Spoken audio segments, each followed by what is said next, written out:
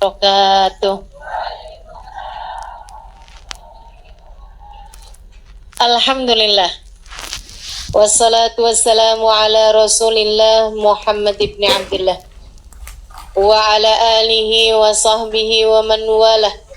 Subhanaka la ilma lana illa ma 'allamtana innaka antal alimul hakim. Rabbi shrah li sadri wa yassir li amri wahlul 'uqdatan min lisani yafqahu qawli, amma ba'du. Ibu-ibu, teman-teman, kakak-kakak, adik-adik, anak-anak, nenek-nenek, janda-janda, yang semoga semuanya dirahmati, dicintai Allah SWT, disayangi, dibanggakan, disyafaati Nabi besar Muhammad sallallahu alaihi wa alihi wasallam, insyaallah. Amin ya rabbal alamin. Udah deket Ramadanan aja, saya liatin orang-orang udah gak ketemu gitu, pas lihat kok tua ya, pas saya ngaca sama saya juga udah tambah tua aja ya, Masya Allah. Alhamdulillah, menua dan mendewasa insya Allah, menua dan bahagia insya Allah, menua dan semakin taat kepada Allah insya Allah, menua dan semakin mencinta, dicintai Nabi Muhammad insya Allah. Amin ya rabbal alamin. Dan kita udah beberapa hari lagi, Bu, mau masuk kepada bulan suci Ramadan. Jangan lupa, ya Bu ya, nisfu Sya'ban itu malam penentuan nasib. Oh, nih penting banget gak tuh? Penting banget nih, Bu. Malam penentuan nasib. Kita nggak tahu nih kan nasib kita ke depan nih kayak gimana. Ada apa aja di depan kita nggak paham. La tadri nafsun madza taksibu gada, kata Allah dalam Al-Quran. Wa ma tadri nafsun bi ayyi ardin tamut. Seseorang nggak pernah tahu apa yang akan dikerjakannya esok hari. Kita cuma bisa merencanakan. Akan tetapi Allah jualah yang menentukan. Jadi teman-teman sekalian, kita bisa rencanain doang, tapi yang sejatinya apa yang akan kita kerjakan esok hari kita nggak pernah tahu. Apa yang akan terjadi esok hari kita nggak pernah tahu. Kita nggak tahu, orang tua kita nggak tahu, anak kita nggak tahu, suami kita nggak tahu, pemerintah nggak tahu apa yang akan terjadi esok hari. Yang tahu siapa? Allah Subhanahu wa Ta'ala. Karenanya kita mesti minta benar-benar sama Allah Subhanahu wa Ta'ala urusan nasib ini. Jadikan nasib kami bagus ya Allah. Jadikan nasib kami baik ya Allah. Saya ingat dulu kalau saya minta doa sama Ubabah Bahiyah. Ubabah Bahiyah itu salah satu perempuan solehah, Bu. Salah satu wali min auliyaillah. Seorang waliyah ya Bu ya, wali perempuan. Dengan segala kemuliaan-kemuliaan yang beliau punya. Alhamdulillah saya dekat dengan beliau. Alhamdulillah Allah karuniakan. Ibu-ibu sekalian, saya kalau minta doa sama beliau, beliau doain saya satu doa. Asa nasibik zain Halimah. Asa nasibik zain. Beliau bilang mudah-mudahan nasib kamu bagus nak. Semoga nasib kamu bagus. Saya dulu suka mikir gitu. Emang kenapa ya menasib gitu? Tapi ternyata sudah saya ingat-ingat, abah saya dulu juga bilang yang sama. Kata abah saya, nak, orang hidup tuh yang penting nasib. Orang cakep, nasibnya bagus, nggak enak hidupnya. Betul, Bu? Orang cakep aja, kalau nasibnya nggak bagus, nggak enak loh hidupnya. Apalagi orang jelek. Orang kaya, kalau nasibnya nggak bagus, hidupnya nggak enak loh, Bu. Apalagi orang. Maksud saya tuh nasib itu nggak terkait sama rupa, nggak terkait sama harta. Kalau orang tuh sama Allah dikasih nasibnya bagus, enak aja hidupnya. Biar kata dia nggak seberapa dikasih apa-apa, tapi kalau nasibnya bagus tuh udah enak aja hidupnya. Punya harta cukup, Ibu ya. Mau pergi pengajian ada, kan begitu? Mau buat sedekah ada, mau ikutan nyumbang acara ada, kan gitu ya. Kepengen umroh ada, pengen haji ada juga. Wah, tuh itu namanya rezeki yang berkah, namanya nasib hartanya adalah harta yang bagus. Nah, kita minta kayak begitu tuh sama Allah Subhanahu wa taala. Makanya di malam nisfu Sya'ban, nanti Ibu sekalian jangan lupa amalin nih bacaannya yang diajarkan, yang dilakukan oleh para guru-guru kita. Kabarnya ini diajarkan dari Nabi Muhammad. Sebab para sahabat ngamalin, para tabi'in ngamalin, para ulama-ulama sepanjang zaman ngamalin, Bu. Saya belajar dulu di Indonesia 8 tahun sebelum saya lanjutkan ke luar negeri. Nah itu Ibu sekalian, semua tuh ulama-ulama Jawa Barat, Jawa Tengah, Jawa Timur ngajarin sama semua dah malam nisfu Sya'ban baca Yasin 3 kali. Udah Ibu ikutan ulama aja daripada ikutan yang gak jelas tuh, Bu. Baca Yasin malam nisfu Sya'ban bid'ah. Bid'ah tuh gimana? Bid'ah tuh dolalah. Kullu bid'atin dolalah. Semua bid'ah adalah sesat. Wa kullu dolalatin finnar. Semua kesesatan membawa neraka. Maksud kamu orang baca Yasin masuk neraka gitu? Lah ini kan rada enggak enak dipikir ya. Rada enggak pas gitu otak kita mikirnya. Jadi maksud kamu orang baca Yasin malam nisfu Sya'ban sesat. Terus kalau sesat masuk neraka. Berapa banyak orang-orang di mana-mana baca kalau malam nisfu Sya'ban Yasin 3 kali. Andai nih nggak ada yang ngajarin kecuali seorang ulama yang saya tahu sangat soleh, dia ngamalin dan dia ngajarin, saya sih akan ikut. Ibu betul nggak gitu? Misalnya ini Ibu nggak ada yang ngajarin nih, tapi saya ngajarin ibu-ibu. Bu, nanti malam Jumat Ibu baca sholawatan ini dah. Enak, Bu. Saya tuh kalau habis baca sholawatan ini tuh saya doa, minta sama Allah tuh doa saya diijabah gitu. Hati jadi lebih tenang. Ibu amalin apa enggak? Amalin. Nah diajarin sama satu orang saya aja, asal Ibu tahu saya punya sanad ilmu. Maksudnya saya punya kapasitas ilmu untuk mengajarkan itu. Ibu akan amalkan. Apalagi Bu yang ngajarin ulama banyak banget dah. Dari di Indonesia sampai ke luar negeri. Dan Nabi Muhammad telah mengatakan, lan tajtami ummati ala dhalalah. Umatku ini gak akan pernah sepakat dalam kesesatan. Nabi itu yang bilang, umat saya gak bakalan sepakat dalam kesesatan tuh gak ada ceritanya. Nah ini menurut saya baca Yasin 3 kali di malam nisfu Sya'ban itu adalah sesuatu yang disepakati oleh umat, bukan hanya di Indonesia. Jadi kalau ada yang bilang itu tuh budayanya orang Indonesia, mainnya kurang jauh. Mainnya kurang jauh tuh Bu tuh, suruh pergi tuh ke Yaman, suruh pergi tuh Habib Zain bin Smith di Madinah ngajarin, Ibu ya, suruh pergi tuh Sayyid Maliki di Mekah ngajarin, ulama-ulama ngamalin. Ibu-ibu sekalian, suruh pergi ke Syekh Ramadan Al-Buti, ya Bu ya, di Syria ngajarin. Pergi tuh ke Mesir, diajarin. Semua pada ngamalin kok. Nah kamu gak ngamalin ya ikutan siapa gitu kan? Nah insya Allah bisa kita amalin nih Bu ya. Apalagi menyangkut urusan sama nasib. Innallaha yatajalla fi lailatin nisf min Sya'ban fayaghfir illal musyrik wal musyahin. Kata Nabi Muhammad alaihi salatu wassalam, Allah akan menunjukkan rahmat, menurunkan rahmat, anugerah kasih sayangnya pada malam nisfu Sya'ban.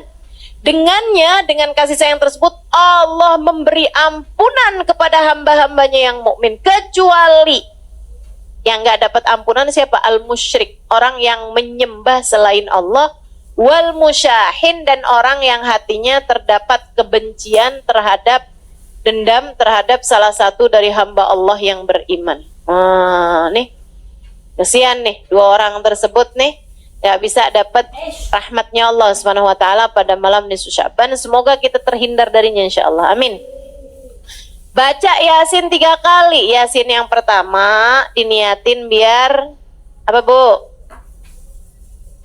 Panjang umur dalam taat. Kalau minta panjang umur jangan asal panjang, Bu. Ibu mau umur panjang di atas tempat tidur kagak bisa ngapa-ngapain?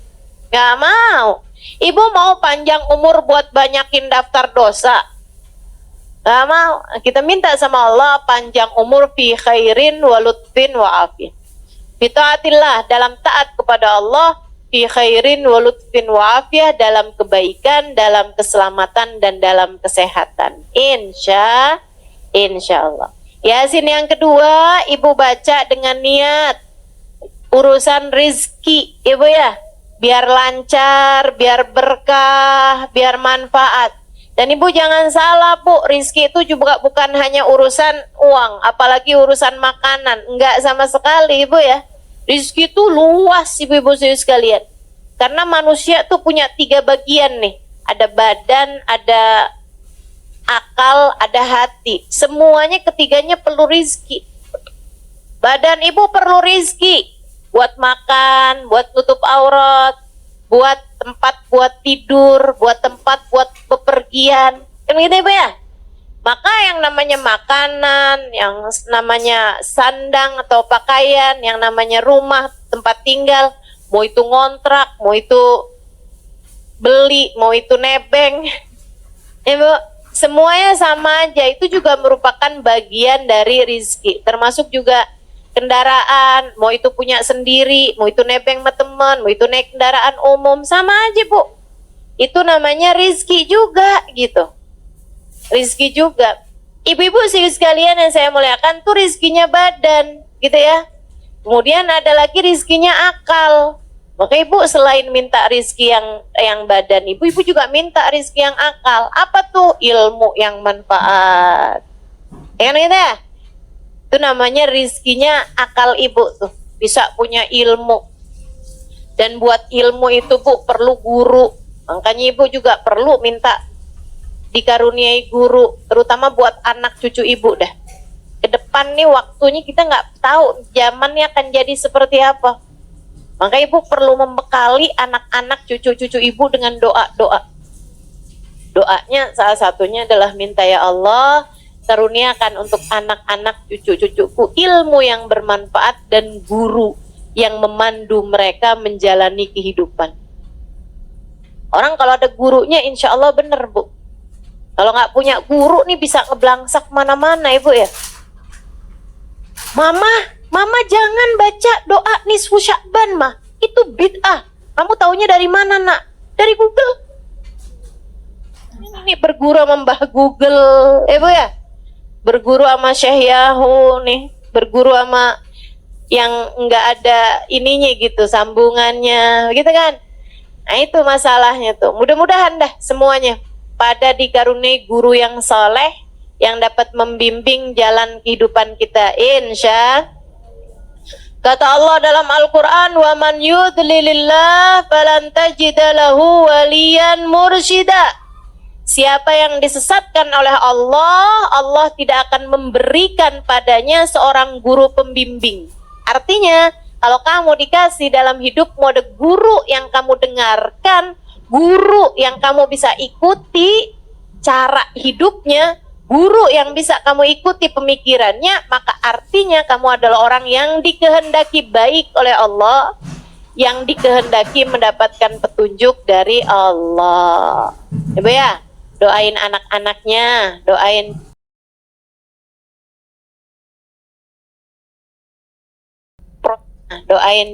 cucu-cucunya biar semuanya berada di dalam jalan lurus sehingga otaknya, akalnya, pikirannya berada dalam jalan yang benar. Kemudian Bu ada lagi nih, rizkinya hati. Rizkinya hati banyak nih Bu nih. Ibu punya keluarga yang soleh, itu merupakan rizkinya hati, Bu. Betul apa enggak? Ibu kok punya anak gitu kan, anak ibu bandel, anak ibu nggak bisa diomongin, ibu pegel hati nggak, Bu? Wah, hati ibu, ya Allah, sedih hati ibu. Makanya punya anak yang soleh-solehah itu merupakan rizki hati. Rizki hati nih bu, nih nilainya lebih tinggi daripada rizkinya badan bu. Bu, punya suami yang soleh, rezeki apa bukan? Rezeki ibu ya, rezeki. Punya suami yang soleh lebih baik daripada nggak punya suami. Tapi bu, punya suami yang megelin, mendingan kagak punya suami dah. Betul nggak? Betul nggak? Betul. Makanya jangan, ya Allah kasih saya suami deh ya Allah, yang penting laki-laki dah. Enggak, ibu mesti punya standar gitu kan, yang soleh, bisa bawa kebaikan dunia akhirat. Rezeki tuh ibu-ibu saya sekalian, rezeki. Makanya minta tuh sama Allah rezekinya hati. Rezekinya hati tuh macam-macam ibu ya. Akhlak yang baik itu juga rezekinya hati, ya kan? Minta dikaruniai akhlak yang bagus, minta dikaruniai perilaku yang benar, minta dikaruniai kehidupan yang menyenangkan. Itu rizki hati tuh. Kita minta ke semua rizki ini dari Allah Subhanahu Wa Taala pada malam nisfu Sya'ban nanti. Ini saya sampaikan biar ibu-ibu nggak nyesel. Kalau ibu-ibu taunya nanti pas malam 17 Sya'ban udah lewat nisfu Sya'bannya, ya ampun. Kok baru tahu sih, kemarin doanya cuman gitu doang nih, gitu kan. Tapi kalau saya kasih tahu sekarang, ini kan udah deket nih, jadi ibu-ibu nggak nyesel. Kalau saya kasih taunya 2 minggu yang lalu, takutnya ibu-ibu keburu lupa. Apa ya gitu, Ustazah kemarin tuh ngajarin kayaknya penting dah, tapi apa gitu udah lupa lagi. Nah ini kan deket nih, insya Allah nggak lupa ya bu ya. Baca Yasin yang pertama, niat panjang umur dalam taat. Baca Yasin yang kedua, niat rizki zahir batin, rizkinya badan, rizkinya akal, rizkinya hati. Kemudian ini yang paling penting nih, bergantung dengannya nasibmu di akhirat. Minta agar dimatikan di waktunya nanti dalam keadaan husnul khotimah. Karena kayak apapun senengnya hidupmu di dunia, nih andai orang hidupnya seneng banget nih di dunia, meskipun nggak ada yang kayak begitu. Orang tuh yang namanya hidup tuh pasti aja ada enak, ada nggak enaknya kan. Tapi andai ada orang hidup seneng aja di dunia nih, tapi matinya suul khotimah, bu, udah deh tuh, jadi penyesalan sepanjang kehidupannya nanti di akhirat. Sebaliknya, kalau ada orang hidupnya susah terus, tapi matinya husnul khotimah, udah tuh, bakalan jadi kesenangan nantinya di akhirat. Lupa sama semua kesusahan kehidupan kalau dia matinya dalam keadaan husnul khotimah. Minta sama Allah, ya Allah, apabila datang ajal menjemput kami, matikan kami dalam husnul khotimah. Kenapa kok kami nggak saya Ustazah? Ya boleh kami, boleh saya. Cuman kalau ibu-ibu doa kami, itu ibu niatin juga buat anak-anak, ya bu ya, buat suami, buat orang-orang yang ibu sayangi. Semoga semuanya dimatikan dalam husnul khotimah. Ibu-ibu sekalian yang saya muliakan. Nah nanti nih bu, abis nisfu Sya'ban lewat, oh ya, nanti malam nisfu Sya'ban tuh usahakan ada sedekah yang ibu sedekahkan. Walaupun sesedikit apapun, saya orang susah Ustazah, ya nggak apa-apa, susah juga ada. Tapi kan ibu makan, betul apa enggak? Nah dari yang ibu makan itu, sebagian dah, ada yang ibu sedekahkan. Walaupun nasi sebungkus melauknya ibu ya, kasihin kepada orang lain. Ibu punya 20.000, ibu sedekahin 10.000, 5.000, itu nilainya besar bu di mata Allah. Dirham sabak alf dirham, kata Nabi Muhammad.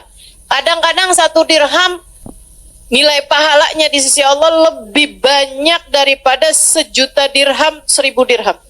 Ibu nih sedekah 1.000 rupiah bisa jadi lebih banyak nilainya, pahalanya dibandingkan dengan yang sedekah jutaan rupiah. Jadi jangan sedih. Kenapa gitu? Misalnya gitu ya, punya duitnya cuman 50.000, ibu sedekahin 10.000, berarti ibu udah bersedekah 20% dari harta ibu. Itu nilainya besar dibandingkan dengan orang sedekah 1 juta, punyanya miliaran. Karena dia cuma 1/1000%, gitu kan? Ibu-ibu saudaraku sekalian, maka nggak usah mengecilkan sedekah. Walaupun orang lihatnya, Allah lo sedekahnya cuma 5.000 perak doang, dibeli nasi juga nggak cukup. Misalnya gitu kan ya, dibeliin boba nggak cukup. Boba, emang boba apaan sih? Ibu-ibu saudaraku sekalian, jangan mengecilkan sedekahmu, karena nilai sedekah tuh Bu nggak dihitung dari nilai sedekahnya berapa. Allah tuh suka ngitungnya dari seberapa pemilikan hartamu. Gitu aja, mudah-mudahan pokoknya malam ini Sya'ban usahakan ada sedekah yang kita sedekahkan. Allah tuh suka nggak tega kalau ngelihat hambanya yang sedekah tuh, Allah suka nggak tega. Ya ampun, ini dikasih sedikit aja bisa ngasih sama orang lain, bakalan aku kasih banyak dah gitu. Nah, tuh nanti sama Allah Subhanahu wa taala dilipat-lipat gandakan, disenangkan dunia akhirat, insya Allah. Ibu-ibu sekalian, habis nisfu Sya'ban itu ibu nggak boleh puasa lagi. Ya, habisnya nisfu Sya'ban ibu nggak boleh puasa sunnah. Tapi kalau puasa wajib, yaitu bayar utang, tetap boleh sampai selunasnya. Sampai selunasnya ibu bayar dah tuh, karena itu kan puasa itu yang wajib-wajib memang wajib dibayar gitu Bu. Jadi nggak ada batasan sampai akhir Ramadan. Meskipun sebaiknya Bu ya, jangan akhir Ramadan banget tuh kamu masih ada puasa. Sebaiknya udah dibayar-bayarin dulu dah dari sebelum hari terakhir di bulan Ramadan. Hari terakhir di bulan Ramadan itu kalau puasanya nggak wajib ya Bu ya, hukum puasanya haram. Hukum puasanya haram. Ibu nggak punya utang, begitu kan ya? Nah itu walaupun misalnya saya punya puasa sunnah yang nyambung nih Ustazah. Saya puasain dari bulan Rejab kemarin, Rejab, Sya'ban saya puasain. Boleh nggak puasa saya nyambung sampai Ramadan, sampai Lebaran? Nggak boleh. Wajib hari terakhir di bulan Sya'ban ibu nggak puasa. Kenapa gitu? Sebab seperti yang tahun sekarang nih Bu nih, Sya'bannya jatuhnya cuma 29 hari. Nah tanggal 29 berarti besokannya itu kan bisa Ramadan, bisa nggak Ramadan.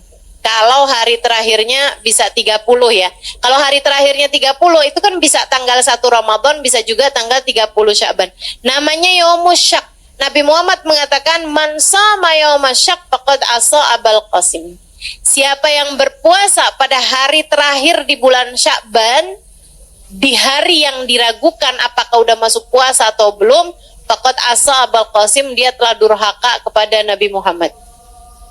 Nah kalau hari Sya'bannya terakhir 29, tetap juga jangan puasain tuh Bu tanggal 29. Walaupun ibu punya puasa sunnah yang nyambung. Kenapa gitu? Biar memisahkan antara puasa sunnah dari puasa yang wajib. Ya Bu ya? Jadi Bu jangan puasa hari terakhir di bulan Sya'ban. Itu untuk puasa yang sunnah. Tapi kalau untuk puasa yang wajib, emang utang puasanya masih banyak, tetap boleh tuh dipuasain meskipun tanggal 29 Sya'ban. Ibu-ibu sekalian yang saya muliakan, sebenarnya mengakhirkan puasa sampai lewat nisfu Sya'ban tuh hukumnya makruh Bu. Makruh. Apalagi kalau sampai datang puasa Ramadan, kamu masih punya utang puasa dari Ramadan yang sebelumnya, tuh hukumnya haram. Haram artinya dosa. Ibu, makanya ibu bayarin deh tuh utangnya. Kenapa nggak bayar-bayar? Kagak ada yang nagih Ustazah. Nah loh, mau minta siapa yang nagih? Israel. Kan serem banget ya Bu. Nah, insya Allah dah, pokoknya bayarin dah hutangnya tuh. Saya dah yang nagih, mewakili malaikat Israel. Masya Allah. Sebelum datang malaikat Israel, buruan bayar hutangnya. Mudah-mudahan Allah Subhanahu wa taala jadikan kita lunas dari semua hutang. Baik hutang kepada Allah kayak puasa begini nih, ataupun hutang kepada manusia. Insya. Sampai datang Ramadan, Ibu hati-hati sama Ramadan. Ramadan itu Bu, amal ibadah dilipat gandakan bener, tapi jangan salah, dosa juga dilipat gandain. Bu, bohong tuh kalau bulan Ramadan ya Bu ya. Bohong kan emang haram ya Bu. Tapi kalau ibu-ibu bohongnya di bulan Ramadan, ibu bohongnya berkali lipat. Apalagi kalau ngepasin Lailatul Qadar. Nah loh, sekali bohong kayak 1000 bulan bohong. Serem bener. Berlipat ganda Bu, karena katanya para ulama, semua waktu di mana amal ibadah berlipat ganda, kalau kita berbuat dosa juga berlipat ganda. Makanya banyak ulama memilih untuk tidak mau tinggal di Mekah. Kenapa gitu? Karena di Mekah itu amal ibadah berlipat ganda. 1 rakaat senilai 100.000 rakaat. Benar. Akan tetapi dosa juga berlipat ganda. Di Masjidil Haram itu sholat 1 rakaat senilai 100.000 rakaat di tempat yang lain. Tapi kalau bikin dosa di Masjidil Haram, dosanya juga lipat-lipat ganda. Mekah itu ibu-ibu sekalian, satu-satunya kota yang kamu di dalam kota Mekah, dosanya hati aja dicatat sama malaikat. Seram. Makanya para ulama milih, enggak dah tinggal di Mekah, enggak, takut nggak bisa ngasih kehormatannya kota Mekah. Karena memang tempat yang amal ibadah berlipat ganda, dosa juga berlipat ganda. Sama halnya dengan Ramadan. Waktu di bulan Ramadan itu amal ibadah berlipat ganda. Sekurangnya 70 kali lipat. Sekurangnya minimal. Jadi kamu puasa, pahala puasanya 70 kali lipat. Kamu terawih, pahala sholatnya 70 kali lipat. Kamu sedekah, pahala sedekahnya 70 kali lipat. Itu minimal. Ada yang bilang ampe 700 kali lipat. Ada yang bilang ampe 1000 kali lipat. Ada yang bilang bahkan bisa lebih daripada itu juga. Dan di bulan Ramadan itu ibu-ibu sekalian, ampunan Allah diturunkan banyak banget. Dan buat ngebantuin kita ibadah, buat banyak banget. Dan buat ngebantuin kita ibadah, buat ngebantuin kita diturunin ampunan rahmat Bu. Allah segitu baiknya Bu, setan dicutiin dulu. Setan bebas tugas. Setan disuruh liburan, gak tahu deh tuh saya kemana gitu ya. Nggak paham deh tuh. Yang pasti ibu-ibu sekalian, nggak ada setan di bulan Ramadan. Setan yang ngebisik-bisikin dirimu itu loh. Yang ngebisik-bisikin kalau lagi duduk pengajian kayak begini, antuk ya, udah nggak usah dengerin ustadzahnya, udah tidur aja gitu. Dia sambil gini nih. Di mata kita jadi begini. Pernah ada yang merasa nggak? Mana orangnya? Saya. Ya Allah, apalagi yang deket-deket kipas sampai berat banget matanya. Itu tuh Bu, setan yang itu tuh kalau di bulan Ramadan nggak ada. Ustazah ada tahu. Maksud kamu gimana? Saya baca Quran ngantuk bener dah Ustazah. Kata setan, bukan saya. Itu mah asli kamu deh tuh. Emang tukang ngantukan kalau ibadah ya. Masya Allah, Masya Allah. Jadi jangan ada yang nyalahin setan kalau bulan Ramadan. Setan bilang gak ikut-ikut. Saya gak ikut-ikut kata setan. Ayo Bu, bikin setan gak gampang masuk lagi sama kita habis lebaran. Bikin setan gak kenal sama kita habis lebaran. Mana di itu si Halimah? Kok kayak udah susah nih dimasukin. Itu ada caranya ibu-ibu sekalian. Ramadanmu dinaikin mutunya. Ramadanmu dinaikin tingkatannya. Imam Al-Ghazali dalam kitabnya Bidayatul Hidayah menerangkan tentang 3 kelasnya orang-orang saat berpuasa. Ibu, gimana tuh? Kata Imam Ghazali, ada puasa kelas umum, ada puasa kelas khusus, ada puasa kelas khususil khusus. Jadi ibarat naik kereta, nih ada kereta kelas ekonomi, ada kelas bisnis, ada kelas eksekutif. Ibu-ibu sekalian, yang kelas ekonomi nih Bu nih, takut nggak kebawa dah. Kayaknya nih duduknya pada di gerbong nih kayaknya. Kelas ekonominya kayak gimana nih? Puasa nih. Katanya Imam Ghazali, yang puasa hanya sekedar memuasakan perut dan farji. Artinya, dia puasa, nggak mau makan, nggak mau minum, sama nggak mau berhubungan intim ketika sedang berpuasa bagi yang sudah menikah. Begitu ya? Puasa berarti nggak boleh makan, nggak boleh minum, nggak boleh hubungan. Gitu doang dia. Tapi yang lain-lain masih jalan terus. Yang lain-lain tuh kayak gimana? Ngomongin orang jalan, bohong, gitu ya. Ngelihat dengan syahwat, iya juga gitu. Nontonnya nggak bener, juga, jalan juga. Semua maksiat masih dikerjakan. Marahin suami, tambah jadi. Soalnya deket-deket lebaran, dana-dana belum tunai, belum cair. Masih beku di kulkas ya Bu ya. Waduh, udah tambah deh tuh, tambah deket lebaran, tambah kenceng marahnya sama suaminya. Masya Allah. Nih Bu-ibu nih, yang kayak beginian nih Bu. Nabi Muhammad alaihissalam, kam min saim, laisa min siyamihi illal ju' wal atash. Berapa banyak orang puasa, gak dapat apa-apa dari puasanya kecuali nahan lapar sama haus doang. Bahkan Imam Abu Hanifah sampai menyebutkan nggak cuman nggak dapat pahala, tapi wajib diqadha puasanya. Kalau puasa kamu batal karena dosa-dosa yang tadi telah saya sebutkan, kayak bohong, ngomongin orang, gitu ya Bu ya. Itu katanya Imam Abu Hanifah, batal puasa kamu, ntar mesti diqadhain. Ya ampun, serem bener. Katanya Imam Syafi'i dan yang lain-lain, enggak, puasanya nggak batal, puasanya sah, tapi nggak ada pahalanya. Buat apa? Puasa kita nih Bu, kalau Allah tolak, nggak mau terima, menurut Ibu siapa itu yang mau ngasih pahala? Nggak ada Bu.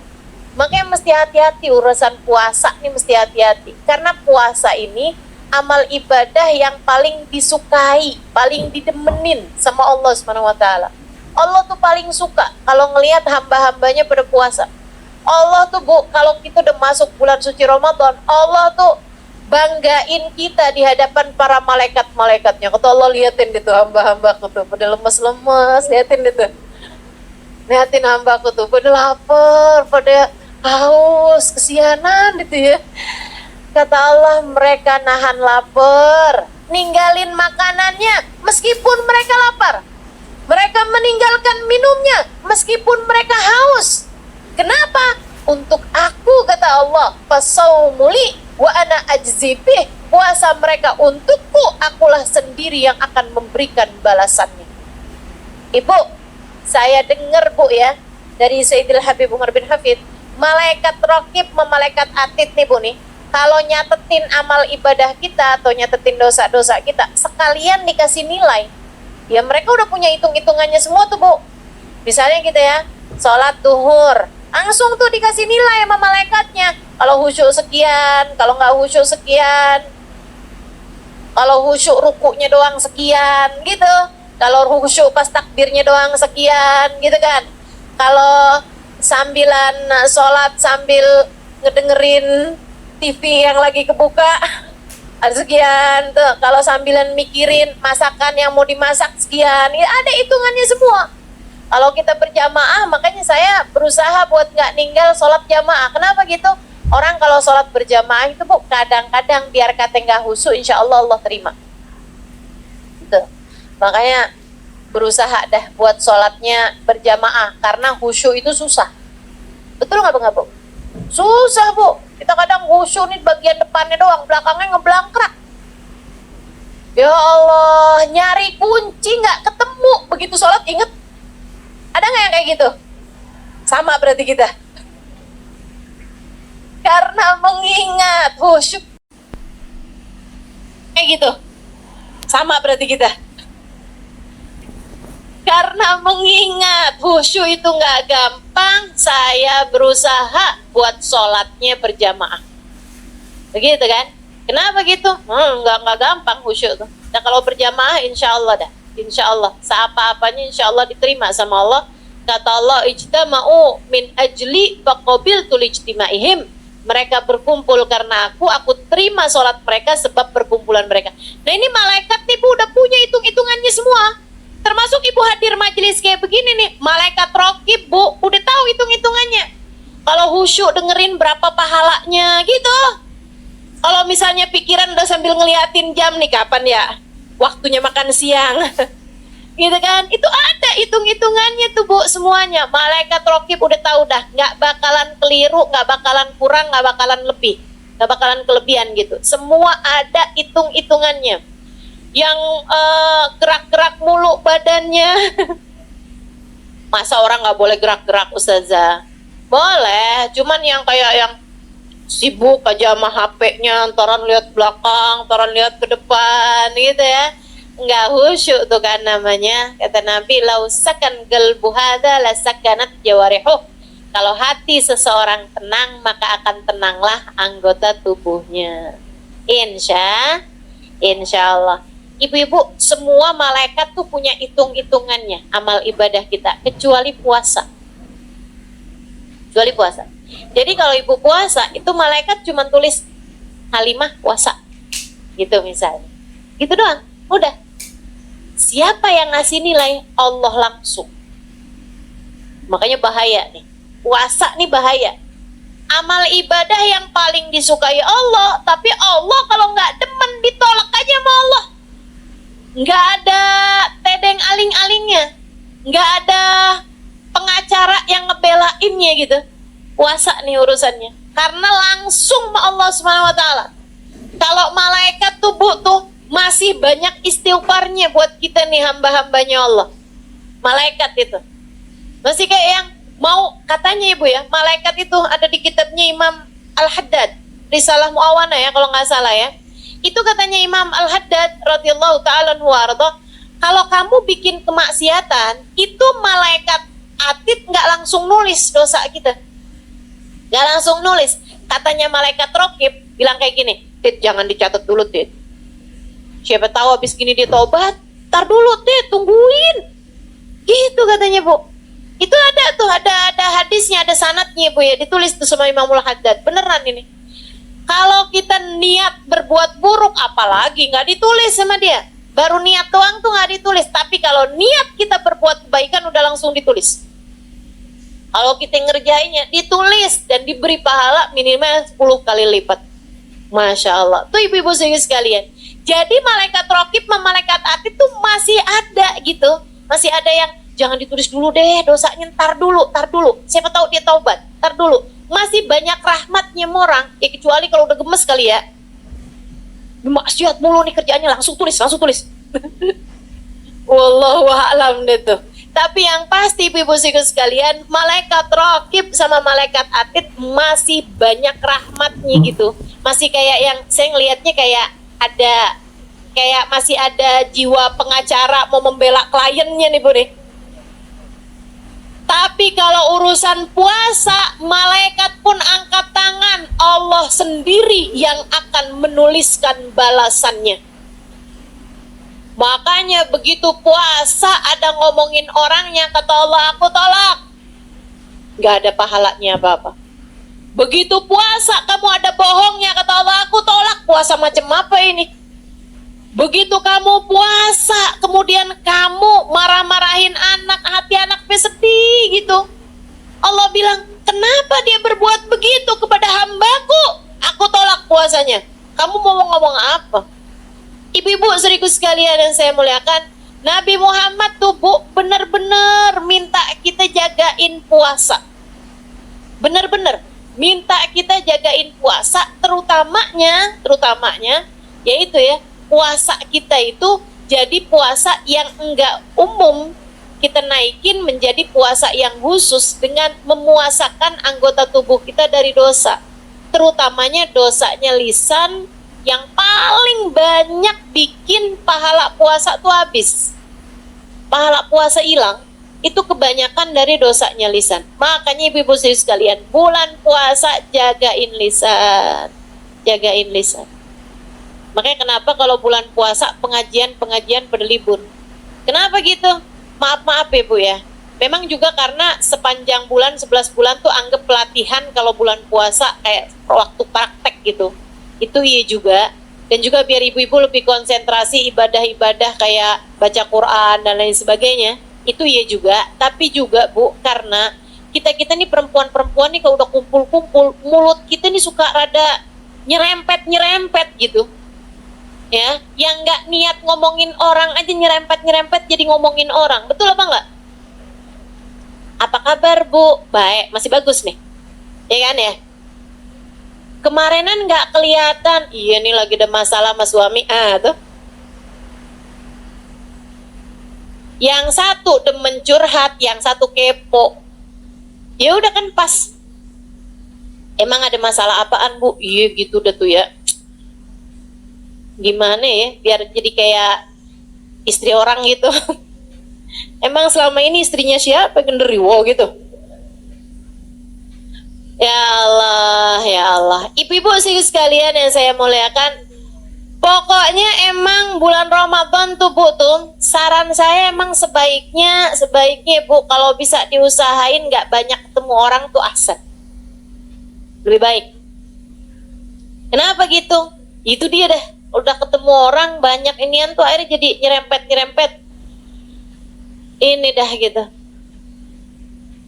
Bohong itu udah harus banget ditutup kamusnya. Jangan ada kebohongan di bulan Ramadan. Kalau habis terawih gimana Ustazah? Sama aja. Bulan Ramadan tuh dosa dilipat gandain. Jangan sampai nih ada ibu-ibu nih tanyain sama suaminya, kamu lihat uang saya di saku baju yang kamu cuci nggak? Bang, nanyanya habis terawih ntar gimana? Nggak gitu ya Bu. Pokoknya yang namanya bohong mah dosa gitu, mau siang mau malam. Dan kalau kamu bohongnya siang, ya ngebatalin pahalanya puasa. Jangan ngomongin orang, baik dari lisanmu atau dari jempolmu. Sekarang banyak nih orang ngomongin orang nggak pakai mulut lagi ya Bu ya, tapi pakai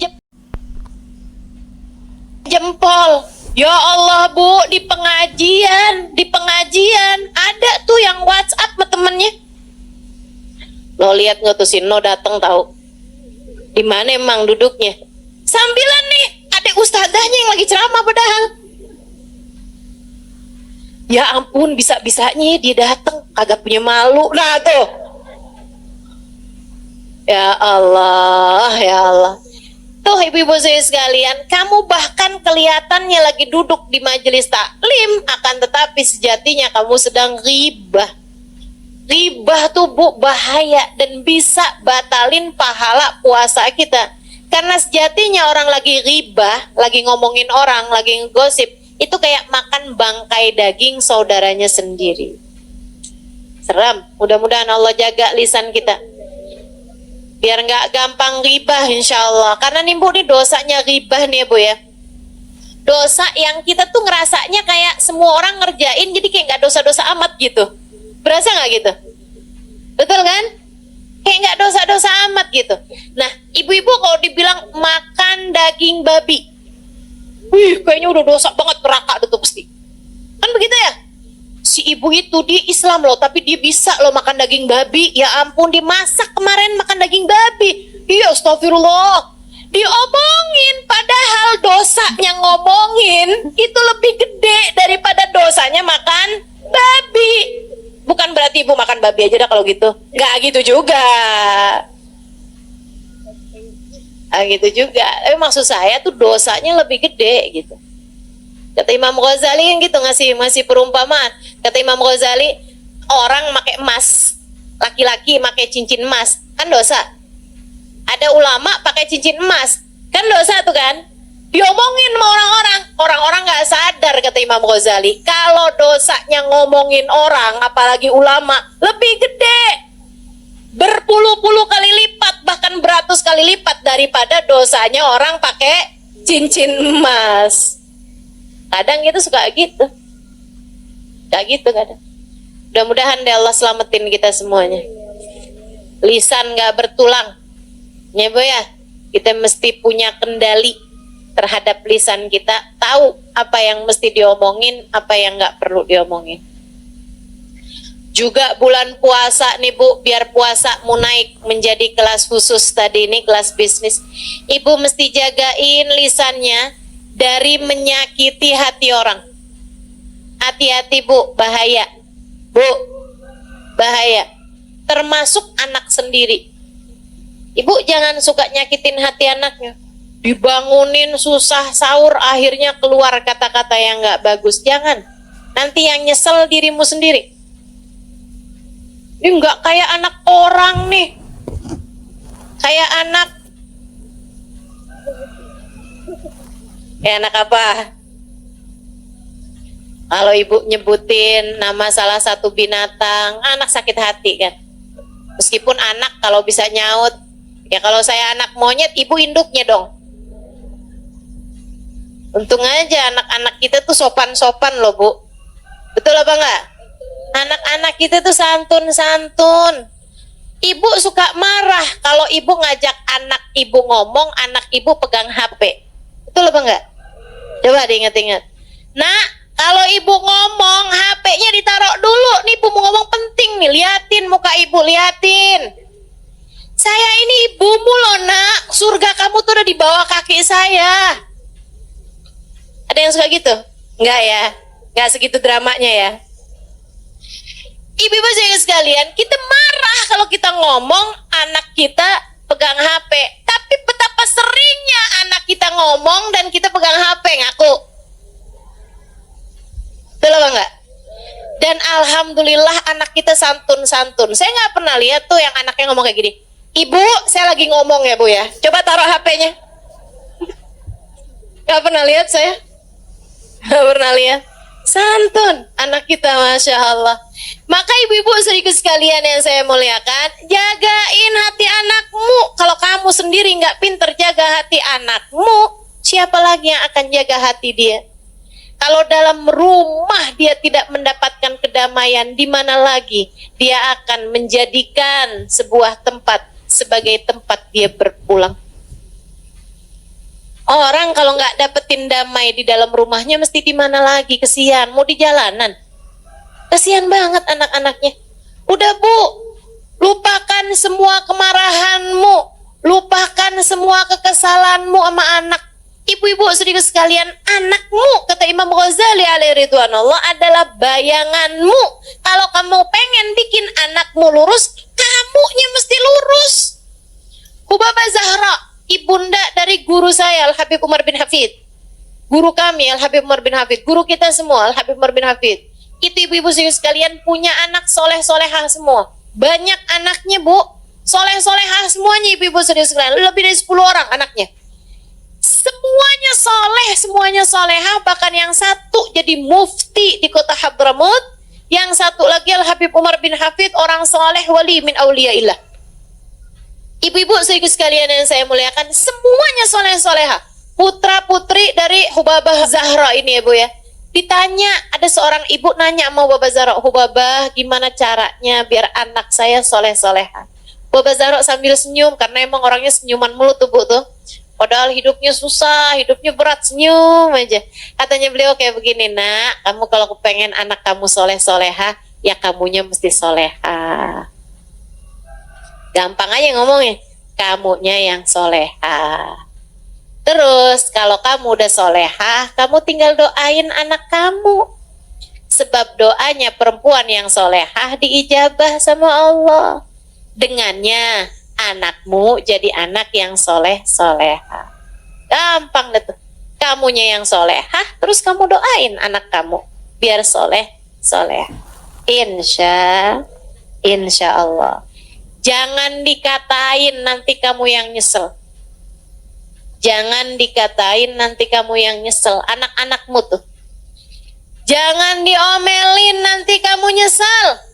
Ibu kayak gak pernah aja ngomelin anak abis-abisan pas dia tidur. Kamu liatin, ya Allah kesian. Pernah? Pernah? Saya gak pernah Ustaz, orang saya belum punya anak. Ya iyalah. Tapi yang pada punya anak pasti tuh ngerti tuh apa yang saya omongin. Ya Allah Bu, jangankan ngomelin gitu, ngomong kasar aja sama anak. Habis itu pas ngelihat dia tidur, ya Allah nggak tega. Itu ya Bu ya. Suami juga kayak begitu. Ibu jangan suka ngomelin. Bu, urusan suami nih, saya bilangin juga ya Bu ya. Allah aja nggak tega loh ngelihat dia tidur kecapean. Masih ibu tega? Katanya Nabi Muhammad, Allah bilang, ayu mamri'in batakalan min syughlih bata maghfurun lah. Itu hadisnya, tepatnya begitu. Ayu mamri'in, kalau ada seorang laki-laki batakalan min syughlih, tertidur malam dalam keadaan kelelahan karena seharian bekerja untuk menghidupi anak istrinya, bata maghfurun lah, dia tidur dalam keadaan diampuni dosa-dosanya. Allah aja nggak tega sama dia. Kecapean, pengorok kayak gitu seharian kerja nih. Ada yang jadi supir Gojek, ibu ya, ada yang jadi tukang, ada yang kerja jadi guru, ada yang kerja apalah segala macam pekerjaan suami kita. Kecapean seharian tuh dia kerja, malam-malam tidurnya sampai ngorok. Kita sebel aja, ampun nggak bisa tidur nih, gimana ya? Itu sumpet apaan nih ya? Biar suara ngoroknya kayak nggak kedengeran gitu kan? Kita balikin, dia miring ngoroknya. Ya Allah, kita tendang aja bagaimana nih ya? Oh, astagfirullah.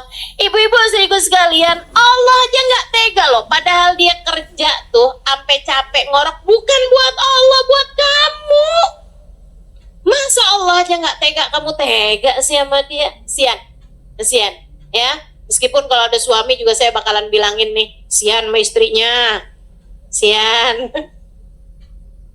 Kamu omelin seharian, kamu tidur lihat dia gitu, kamu tega? Nggak tega juga. Istri kamu tuh loh, perempuan gitu ya, dengan segala kelemahannya, dengan segala hatinya yang lembut, dia mau ngurusin kamu, walaupun kamu belum tentu mau kurus. Dia mau ngurusin anak-anaknya, yang adalah anak-anak kamu gitu kan. Kasihan tuh. Allah aja nggak tega sampai dijadikan surga berada di bawah telapak kakinya. Masa kamu tega sih? Maka berumah tangga nih mesti yang saling sayang. Dah, hilangkan segala kemarahan, hilangkan segala kebencian. Bulan Ramadan, Allah aja nggak tega ngelihat hambanya tuh pada lemes-lemes, pada lapar-lapar, haus-haus gitu. Masa kita tega sih ngelihat anak itu udah lemes kayak begitu, kamu omelin mulu? Bu, orang kalau lagi puasa tuh tidur aja berpahala loh, kan gitu ya? Naumus shaim ibadah. Kata Allah, tidurnya orang lagi puasa nilainya ibadah. Allah aja nggak tega, dia tidur aja ditulis pahala. Masa kamu tega-teganya sih, bang, puasa tidur mulu? Ya Allah, Bu, Allah yang nggak tega. Kamu ngeliat anak kamu tidur, puasa tidur aja kerjaannya. Ayo bangun, sholat, ayo baca Quran, ini gitu segala macam, kamu omelin. Ya Allah, Bu, dia tidurnya ibadah, kamu ngomel dosa. Nih, mikirnya yang bener nih. Dia lagi ngerjain ibadah loh, Bu. Kamu bangunin. Yang ada kamu yang dosa. Dia lagi ibadah, kamu gangguin. Ya Allah, khair insya Allah. Mudah-mudahan ibu-ibu nih jadi nggak pada ngomelan dah kalau datang bulan Ramadan. Amin. Latihan dari sekarang, Bu ya. Udah, Bu, belajar buat ngelihat lucu-lucu dalam kehidupan. Gitu. Lihat suaminya ngomel, ibu lihatnya yang lucu aja dah. Ya ketawa aja, liatin gitu. Ketawa, dia lagi marah kita ketawa gitu. Kamu ketawa kenapa sih? Abang lucu dah, Bang. Hidungnya kembang kepis, Bang. Mata abang tuh ntar nyipit, ntar ngebelalak, lucu dah, Bang. Gituin aja dah, yang lucu aja ngelihatnya. Udah nggak usah, hidup udah nggak usah disusah-susahin ya, Bu. Yang enak aja. Kita punya Allah Maha Rahman. Alhamdulillah. Kita punya Nabi penyayang. Alhamdulillah. Udah, lihat lucu aja dah dalam kehidupan ini. Nggak usah diberat-beratin. Datang bulan suci Ramadan, hilangkan segala kemarahan, hilangkan segala kebencian, yang rahmat sama siapapun. Nggak usah bawa-bawa perasaan sedih nih, sampai tanggal segini belum bisa beli baju lebaran. Nggak usah dipikirin. Nggak usah dipikirin. Bu, nggak usah dipikirin. Ada banyak sunnah-sunnah yang lain yang ibu bisa kerjain. Nah, nggak usah. Lagian kalau Allah kasih rezeki sih bu, nggak ada siapapun bisa menghindari. Ya bu ya, udah Allah mau ngasih dikasih juga. Udah, apa yang bikin hati ibu sedih, tinggalin. Ibu tau nggak? Setan tuh bu, di hari-hari setan nggak ada kayak gini nih. Setan tuh ngodain kita bu, tidak hanya dengan ngajakin kita berbuat dosa. Akan tetapi setan tuh seringkali ngodain kita nih dengan cara dibuat hati kita putus asa, hati kita sedih, hati kita overthinking, kata istilah anak zaman sekarang nih. Itu tuh seringkali bisikan-bisikan setan, kayak ngilang-ngilangin nikmat yang Allah SWT berikan. Padahal kalau kita mau hitung nikmatnya Allah, nggak kebayang banyaknya. Udah, ibu nggak usah mikirin yang nggak ada. Ibu syukuri aja apa yang ada. Insya Allah. Sebab bu, kalau kamu mau cari yang nggak adanya terus, kamu akhirnya nggak bisa bersyukur dalam kehidupan. Saya kasih tahu ya bu ya, hidup ini nggak pernah ideal buat siapapun. Bu, nggak ada loh orang yang hidupnya ideal, hidupnya pas semuanya, nggak ada bu. Ada orang nih ya bu ya, sakit-sakitan, hidupnya nggak enak, kan begitu kan? Sakit mulu gitu, dikit gini sakit, dikit gitu sakit. Enak apa nggak enak? Nggak enak. Kadang-kadang nih sehat orangnya ya bu ya, giliran punya suaminya megelin. Ada yang suaminya baik, saudaranya nyebelin. Ada yang orang tuanya, ya bu ya, ada yang saudara-saudaranya jahat, ada yang mertuanya bu, ada yang iparnya. Pasti ada aja yang namanya hidup memang kayak begitu. Emang kayak gitu, nggak pernah ideal. Kayaknya susah deh mau nyari orang yang semua orang sayang sama dia, semua orang baik sama dia gitu. Orang Nabi Muhammad yang sempurna gitu aja bu, dijahatin sama pamannya, iya kan? Dijahatin sama tetangga-tetangganya, dijahatin sama orang sekampungnya. Apalagi kita yang kayak gini nih, pasti ada aja. Dan kita nih bu, kalau mau nyari hal-hal yang bisa bikin hidup kita sedih, hidup kita merasa, katanya orang zaman sekarang, insecure, ya bu ya, ngerasa minder, ngerasa sedih hati, mau dicari mah ada aja bu. Orang tuh hidup nggak ada yang ideal, ya kan bu? Nggak ada yang hidupnya udah pas tuh, hidup yang kayak begitu tuh, nggak ada. Tapi hati bisa pas. Tapi hati bisa ideal. Manusia yang hatinya paling ideal, Nabi Muhammad SAW. Hidupnya nggak ideal bu, Nabi Muhammad. Betul apa enggak?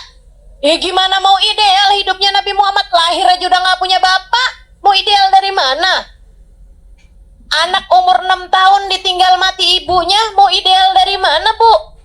Nabi Muhammad alaihissalam berada dalam kemiskinan berpuluh-puluh tahun, ibu-ibu sekalian. Nggak ideal hidupnya Nabi Muhammad. Nabi Muhammad, ibu-ibu saudariku sekalian, punya anak 7. Bu, 6 di antara anaknya Nabi Muhammad yang menguburkannya. Artinya Nabi Muhammad tuh bu, punya anak 7. Anaknya semuanya meninggal sebelum meninggalnya Nabi Muhammad. Sedih apa nggak sedih? Sedih. Ideal apa enggak hidupnya Nabi Muhammad? Enggak. Hidupnya Nabi Muhammad penuh dengan ujian. Hidupnya Nabi Muhammad penuh dengan kesusahan-kesusahan. Akan tetapi hati Nabi Muhammad ideal. Hati itulah yang menjadi pusat segala sesuatu. Nikmat, enggak nikmat hidup, semuanya letaknya ada di dalam hati kita. Bahagia letaknya di hati. Makanya ibu-ibu saudariku sekalian, hidupmu pasti nggak ideal. Akan tetapi hatimu bisa menuju kepada ideal.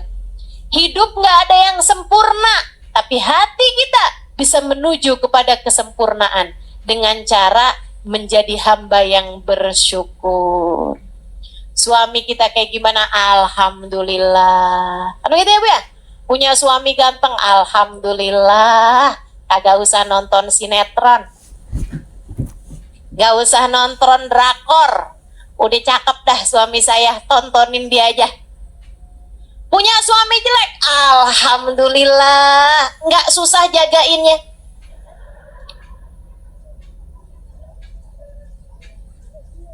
Agak ada yang mau sama dia.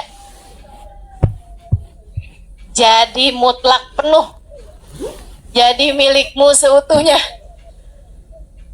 Ibu-ibu saudariku sekalian yang saya muliakan, dah yang enak-enak aja dah Bu ya.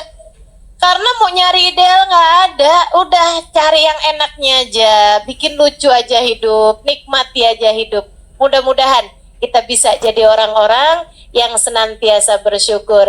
Insya Allah. Jagain puasanya, jagain anggota tubuhnya.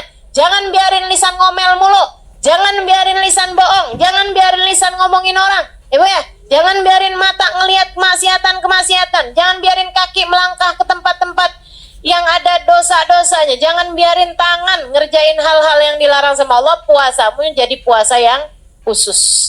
Naik lagi, naik lagi. Kalau ini sih kata Imam Ghazali, ini puasa buat para wali, buat para nabi, buat hamba-hamba yang udah emang tingkatannya tinggi-tinggi dah tuh. Kelas yang eksekutif tadi itu Bu, ya udah kita sih yang penting puasa kita di kelas bisnis tadi tuh udah bagus gitu. Kita puasain anggota tubuh kita dari ngerjain dosa. Selama bulan Ramadan, jauhi segala perbuatan dosa, sebab dosanya jadi berlipat ganda.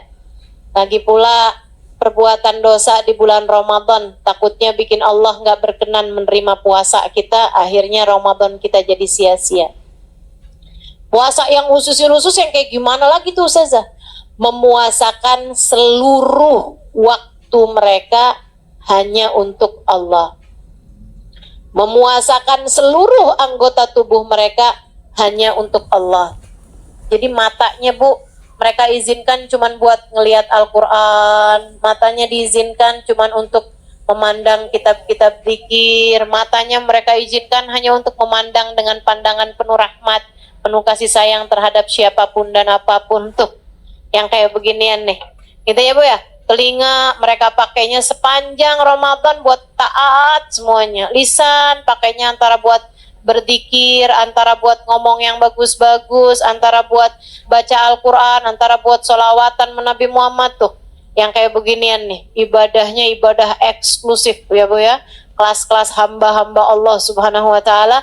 Imam Asy-Syafi'i Bu, kalau bulan Ramadan hatam 60 kali hataman Quran. Siang 1 hataman, malam 1 hataman. Saya masih ketemu. Ada namanya Habib Abu Bakar bin Umar Al-Haddar. Itu Bu, ketua atau munsibnya, kepala suku gitu ya, dari Al-Haddar di kota Tarim Hadramaut. Belum lama saya ada teleponan juga sama beliau karena putranya lagi datang ke Indonesia beberapa hari yang lalu. Itu ayahnya Bu. Semua orang di kota Hadramaut di Tarim tahu bahwasanya beliau itu menghatamkan 1 kali hataman Quran tiap harinya. Dikirannya membaca 1 hataman Al-Quran. Dan itu semua orang tahu. Jadi istrinya, keluarganya udah tahu dah. Jam sekian sampai jam sekian ayah saya baca Al-Quran gak bisa diganggu gugat. Jam sekian sampai jam sekian ayah saya baca Al-Quran gak bisa diganggu gugat. Sehari hatam 1 kali hataman Quran. Sehataman Bu. Dari Fatihah ke An-Nas. Nggak kayak kita dibalik.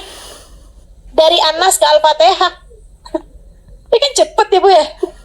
Masya Allah. Ini dari Fatihah ke An-Nas Bu, 30 juz. Kita mah putus asa, nggak bakalan bisa kita tiru dah. Ibu-ibu jangan coba-coba tiru. Nggak bakalan sanggup. Sehari 30 juz. Ya Allah, udah dah.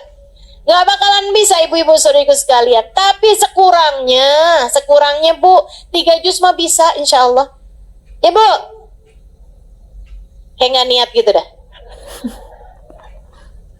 Nggak ada nih saya lihatnya. 3 juz bisa apa enggak? Bisa Ustazah yang satu juz Al-Quran, yang satu juz Al-Pukat, mama enggak.